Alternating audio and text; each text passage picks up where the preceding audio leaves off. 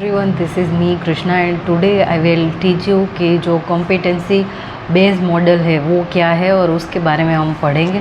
तो जो कॉम्पिटेंसी होती है उसको हम हिंदी में बोलते हैं कि जो योग्यता के हिसाब से मॉडल बनाया गया है। उसमें हम देखेंगे कि स्टूडेंट की जो एबिलिटीज़ है, उसके स्किल्स है, नॉलेज है, उसके हिसाब से हम देखेंगे कि वो कितना टैलेंटेड है। ठीक है, तो अब हम देखते हैं कि competency based model according to अंशरी competence is the statement which describe the appearance of a certain ability to unanimously that blend of knowledge and skill that can be observed and measured।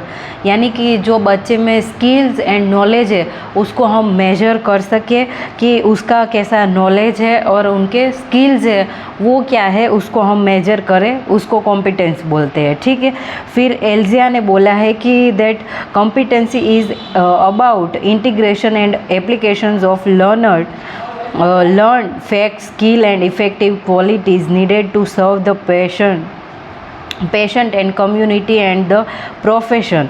यानी कि उसमें skills, facts है और जो सारी चीज़ें हैं वो ज़रूरी है, उनको कैसे सर्व करना है, कोई एक कम्युनिटी है उसको, फिर कोई एक प्रोफेशन है उसको, तो हम इसको लेंगे कि ये हमारे एजुकेशन में आएगा। ठीक है, फिर in other definition he says that competency based concept is a focus on students mastery of performance and learning outcomes through a set of pre defined learning objective. यानी कि जो स्टूडेंट है उनका जो परफॉर्मेंस है उसके ऊपर ये रहेगा कि उनका परफॉर्मेंस कैसा है, वो कैसे परफॉर्म कर रहा है और उनकी जो मास्टरी है वो किन चीज़ों पे है, कौन से टॉपिक के ऊपर है, उसको हम देखेंगे और उसको कॉम्पिटेंसी बोलते हैं। ठीक है, फिर देखते हैं कि जो कॉन्सेप्ट है उनको कैसे हम डिस्क्राइब करेंगे कि जो कॉम्पिटेंसी का कॉन्सेप्ट है उसको, तो उसमें नॉलेज आएगा, अंडरस्टैंडिंग आएगी, स्किल आएगी, वैल्यू, एटीट्यूड एंड इंटरेस्ट। ठीक है, तो ये सारी चीज़ें हैं वो कॉम्पिटेंसी में आएगी। पहले नॉलेज, अंडरस्टैंडिंग, फिर स्किल, वैल्यू, एटीट्यूड एंड जो इंटरेस्ट है उसको हम बोलेंगे कि ये सारी चीज़ें हैं वो कॉम्पिटेंसी में आएगी। फिर देखेंगे characteristic of competency based model, तो इसके कैरेक्टरिस्टिक क्या है। तो जोबिली ने दिए हैं इसके कैरेक्टरिस्टिक के learning is measure according to how well the learner perform in relation to competencies, instructional system in which performance is based learning process is used, focus on the outcome of learning. यानी कि इसका focus रहेगा कि जो learning outcomes है वो कैसे है उसके ऊपर। Address is what the learners are expected to do rather than what they are expect to learn about.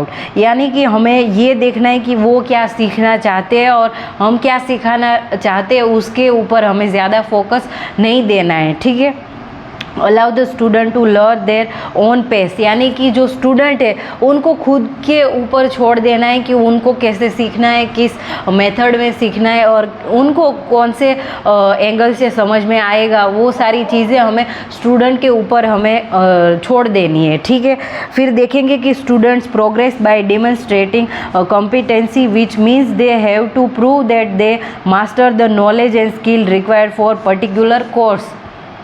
ठीक है, तो ये सारे कैरेक्टरिस्टिक आ गए। फिर हम देखेंगे कि एडवांटेज, तो एडवांटेज क्या है। The learning centres on real world skill and competency development programme. यानी कि जो रियल वर्ल्ड है उसके ऊपर हम फोकस करेंगे तो ये काफ़ी हद तक हमें यूज़फुल होगा, क्योंकि जो एजुकेशन है वो कैसी होती है कि खाली बुकिश नॉलेज ही होती है कि उसको प्रैक्टिकल वर्ल्ड में हमें कैसे यूज़ करना है वो हमें नहीं आता है। तो इसलिए ये प्रैक्टिकल करके हमें दिखाएंगे टीचर, प्रोफेसर है वो, तो ये काफ़ी हद तक यूज़फुल हो जाएगी। फिर participants build confidence as they succeed in mastering specific competency. यानी कि जो पार्टिसिपेंट यानी स्टूडेंट है वो कोई भी जो टॉपिक है उसके ऊपर मास्टरी है वो कर देंगे तो ये काफ़ी हद तक अच्छा हो जाएगा कि उनको को क्या सीखना है उस पर वो फोकस करेंगे और उन पे ही वो मास्टर हो जाएंगे और मास्टरी ला देंगे। ठीक है, फिर student learning students learning is enhanced because of the specification of expected outcomes and continuous feedback. The quality of assessment and teaching is improved. यानी कि जो क्वालिटी है असेसमेंट की वो भी इम्प्रूव होगी और जो टीचिंग है वो भी इम्प्रूव होगा. तो ये सारे एडवांटेज है. अब हम डिसएडवांटेज देखते हैं कि it works well with same learning environment and less with the others. यानी कि जो सेम एनवायरनमेंट है उसके ऊपर ये अच्छा काम करेगी और जो अच्छा एनवायरनमेंट नहीं है उसके ऊपर ये अच्छा वर्क नहीं करेगी. यानी कि जो अच्छे स्टूडेंट है उसके ऊपर तो ये अच्छे से काम करेगी, बट जो वीक स्टूडेंट है उनका क्या, तो उनके ऊपर ये अच्छे से काम नहीं करेंगी. फिर it focuses on immediate needs and less focus on preparing learners with the flexibility needed for much uncertain future, and it takes an objective approach to learning and it does not suit for all kinds of learner. यानी कि ये सारे जो learners है उस पर suit नहीं करेगा, क्योंकि ये कैसा हो गया कि जो शार्प स्टूडेंट है, जो होशियार है, उसके ऊपर ये जल्दी से वर्क करेगा और जो स्टूडेंट है, वीक स्टूडेंट है, जिनको समझ में एक बार में समझ में नहीं आता, उनको दिक्कत आती है समझने में, तो उनके ऊपर ये काम नहीं करेगा. तो ये डिसएडवांटेज थे ये मॉडल्स के. ठीक है, तो आज के वीडियो में हमने देखा कि जो कॉम्पिटेंसी बेस्ड मॉडल है उसका मीनिंग है वो क्या है, फिर उसकी डेफिनेशन देखी, इसके कैरेक्टरिस्टिक देखे, एडवांटेज एंड डिसएडवांटेज देखे, और अगले वीडियो में हम एकेडमिक जो मॉडल है उसके बारे में बात करेंगे. तो I will end this video here. People you will like this video. Bye people. Thank you so much everyone and bye everyone.